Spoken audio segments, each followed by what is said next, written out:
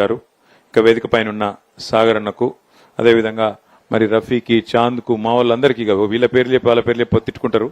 సురేష్కు కళకు అందరికీ పేరు పేరున హైదరాబాద్ నుంచి వచ్చేసిన మా సబేరి బాయ్ సాబ్ ఇద్దరు కూడా వాళ్ళు బ్రదర్స్కి ఒకసారి గట్టిగా చప్పట్లు కొట్టి వారికి అభినందనలు చెప్పాలి.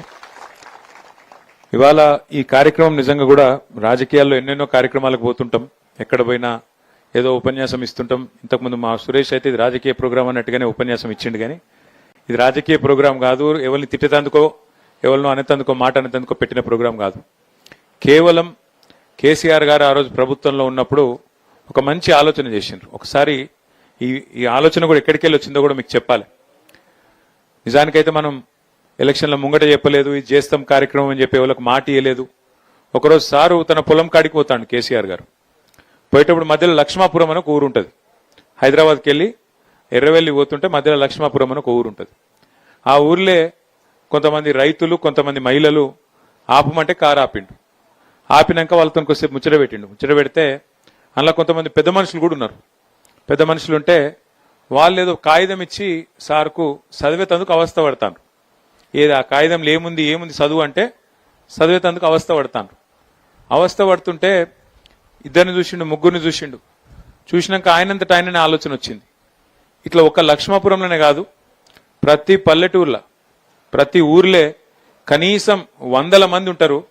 ఎందుకంటే చాలా మంది మనకు జ్వరం వస్తే డాక్టర్ దగ్గరికి పోతాం, ఏదంటే ఇంకేమన్నా పెద్దదైతే డాక్టర్ దగ్గరికి పోతాం. కానీ కళ్ళు కనబడకపోతే దూరం పెట్టుకొని చదువుతాం, ఇట్లా చదువుతాం కానీ అంత వెంటనే డాక్టర్ దగ్గరికి పోయే అలవాటు లేదు మనకు.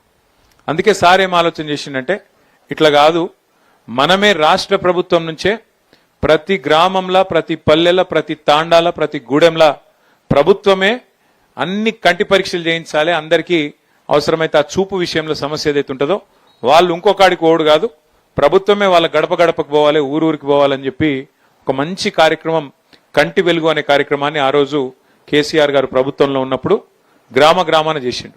అప్పుడు మన వీర్నపల్లిలో కూడా చేసే ఉంటారు.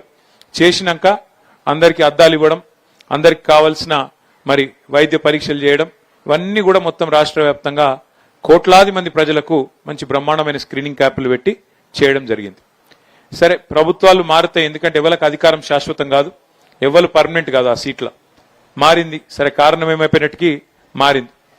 మారినాక నిజానికి ప్రభుత్వాలకు ఉండాల్సిన లక్షణం ఏంటంటే గత ప్రభుత్వం ఏదన్నా మంచి పని చేస్తే దాన్ని కొనసాగించాలి. మనం ఏం చేసినాం, గతంలో డాక్టర్ వైఎస్ రాజశేఖర రెడ్డి సాబ్ ఉన్నప్పుడు ఆరోగ్యశ్రీ అని ఒక పథకం పెట్టిండు. మన ప్రభుత్వం వచ్చింది, కానీ ఆరోగ్యశ్రీ పథకాన్ని మనం ముట్టలేదు, దాన్ని కొనసాగించినాం. మంచి పథకం, ఇంకా మంచిగా చేయాలి, 5 లక్షల మందం కాదు అవసరమైతే 10 లక్షల మందం ఆరోగ్యశ్రీ పెంచాలని చెప్పి ఆలోచన చేసినాం. ఆ పథకాన్ని కొనసాగించినాం తప్ప తీసేయలే. అట్లాగే ఫీజు రీయింబర్స్మెంట్ అనే పథకం పెట్టిండు రాజశేఖర రెడ్డి గారు, అది కూడా మనం కొనసాగించినాం. గతంలో ఎవరైనా మంచి పని చేస్తే దాన్ని కొనసాగించాలి తప్ప తీసేయద్దు. మరి కేసీఆర్ ప్రభుత్వంలో కేసీఆర్ గారు ఆ రోజు కంటి వెలుగు అనే ప్రోగ్రాం పెట్టిండ్రు. ఈ ప్రభుత్వం కూడా కొనసాగించింటే మంచిగుండే, బాగుంటుండే.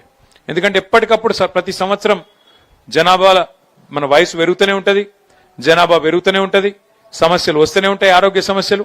కాబట్టి ఎప్పటికప్పుడు ప్రతి సంవత్సరం కంటి పరీక్షలు చేయించి ప్రతి ఊళ్ళే కళ్ళద్దాలిస్తే ప్రభుత్వానికి మంచి పేరే వస్తుంది తప్ప చెడ్డ పేరు రాదు. కానీ ఈ కాంగ్రెస్ ప్రభుత్వం వచ్చినాక ఎందుకో ఏమో వాళ్ళు కేసీఆర్ పేరంటేనే వాళ్ళకి నచ్చలేదు. వాళ్ళు ఏం పేరున్నా తీసి పక్కకు పెట్టుతున్నారు. పిల్లగాళ్ళు పుడితే కేసీఆర్ గారు ఆ రోజు ఒక మంచి కార్యక్రమం పెట్టిండు. ఆడపిల్ల పుడితే ప్రసూతి ప్రభుత్వ దవాఖానలు అయితే 13,000 రూపాయలు ఇచ్చేది, కేసీఆర్ కిట్ ఇచ్చేది. మగపిల్లగాడు పుడితే 12,000 రూపాయలు ఇచ్చేది, కేసీఆర్ కిట్ ఇచ్చేది. దానివల్ల ఏం లాభం జరిగింది? ప్రభుత్వ దవాఖానాలలో ప్రసూతులు పెరిగినాయి, మాతా శిశు మరణాలు తగ్గినాయి, పిల్లలు చచ్చిపోవడం తగ్గింది, మళ్ళీ మహిళలు కూడా తల్లులు కూడా చచ్చిపోవడం తగ్గింది, బాగా తగ్గింది. భారతదేశంలోనే మంచి పేరు వచ్చింది. కంటి వెలుగుకి ఎట్లయితే మంచి పేరు వచ్చిందో ఆ రోజు కేసీఆర్ కిట్కి కూడా అట్లే మంచి పేరు వచ్చింది. కానీ ఈ ప్రభుత్వం వచ్చినాక కేసీఆర్ కిట్ తీసేసినారు. ఆ కేసీఆర్ కిట్టు కేసీఆర్ పేరు నచ్చకపోతే ఇందిరమ్మ కిట్ అని పెట్టుకునేది, నోడని కొట్టిండా, మార్చుకునేది ఉండే. కానీ తీసేసిరు మొత్తానికి. కంటి వెలుగు కూడా అవసరమైతే వేరే పేరు ఏదైనా పెట్టుకునేది ఉండే, కానీ అది కూడా తీసేసిరు. అందుకే నేనేమనుకున్నా అంటే ప్రభుత్వం చేసినా చేయకపోయినా మన రాజన్న సిరిసిల్ల జిల్లా కాడికి మాత్రం ఎవరైనా కొంతమంది తెలిసిన దోస్తులుంటే వాళ్ళని పట్టుకొని మనమన్నా చేయాలని చెప్పి సబేరి బాయ్ సాబ్ను పట్టుకున్నా. పట్టుకుంటే ఆయన ముందుకొచ్చిండు, తప్పకుండా నేను చేస్తానా, మీకు కావాల్సినదంతా కూడా నేను ఏర్పాటు చేస్తా, వైద్యులను పంపిస్తా, మొత్తం ఏర్పాట్లు చేస్తా అన్నాడు. చెప్పిన మాట ప్రకారమే ఇక మనం అక్కడనో ఇక్కడనో కాదు, మనమే ఏర్పాటు చేసిన మండలం వీర్నపల్లి మండలం. మన ప్రభుత్వంలో గతంలో ఏర్పాటు చేసుకున్న మండలం ఇక్కడనే చాలు చేయాలని చెప్పి వీర్నపల్లిని చాలు చేసినాం. మరి బ్రహ్మాండంగా 4 రోజులు ఇక్కడ వీర్నపల్లిలో, అక్కడ గర్జనపల్లిలో 2 దగ్గర క్యాంపులు పెట్టిండ్రు. 5,000 మందికి స్క్రీనింగ్ చేసిండ్రు, 5,000 మందికి పరీక్షలు చేసిండ్రు. అందులో ఇవాళ 1,350 మందికి, అలా కొంతమంది పిల్లలు కూడా ఉన్నారు.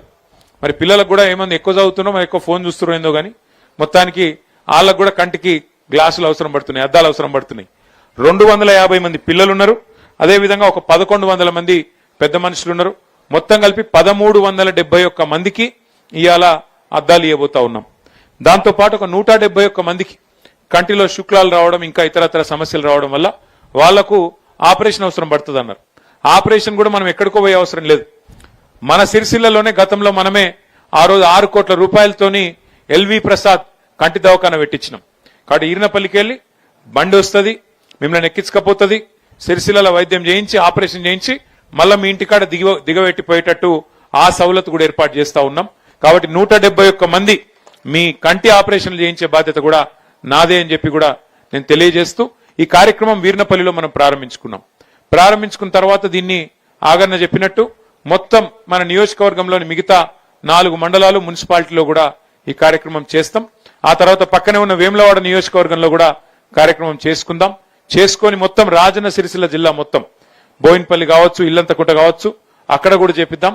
జిల్లా మొత్తం మంచిగా చేసుకుంటే అప్పుడన్నా ప్రభుత్వానికి సోయొచ్చి వాళ్ళు మొదలు పెడితే మంచిదే.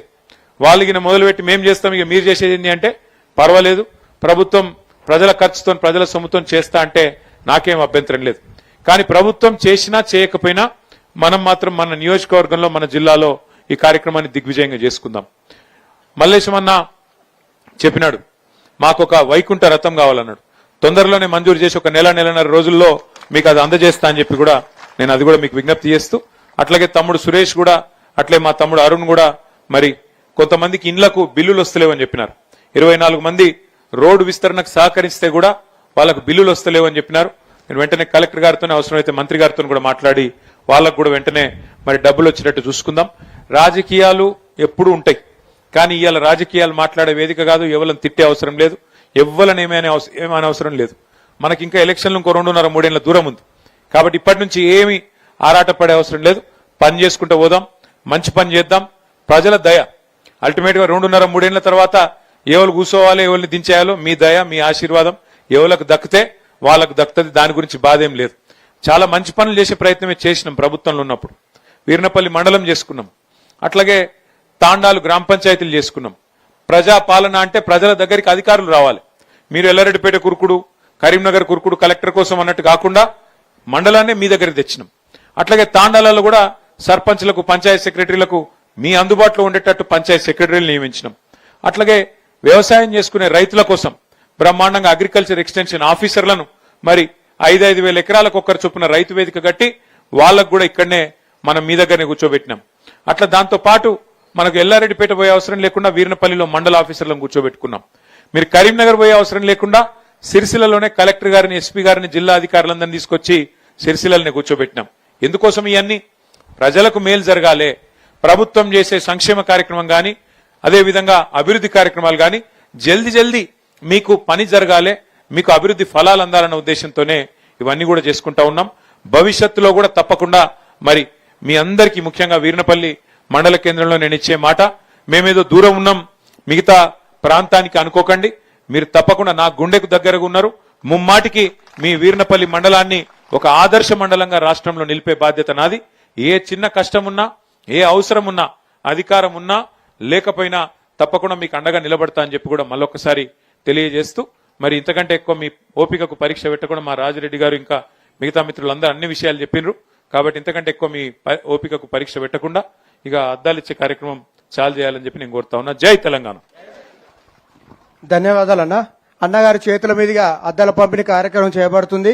ముందుగా పొలగాని మల్లవ్వ గారు వేదికపైకి రావాల్సిన కోసం, అట్లాగే బూక్యా నాన్య, పిటి రెడ్డి, వన్పల్లి ఓన్లీ పిలిచిన వారే దయచేసి రాగలరు. అందరు కూర్చోవాలి, ఎవరి సీట్లలో వాళ్ళు కూర్చోవాలి. నర్సవ్వ పాండవుల రామవ్వ దేవయ్య రంగంపేట గారు వేదికపైకి రావాల్సిందిగా కోరుచున్నాం.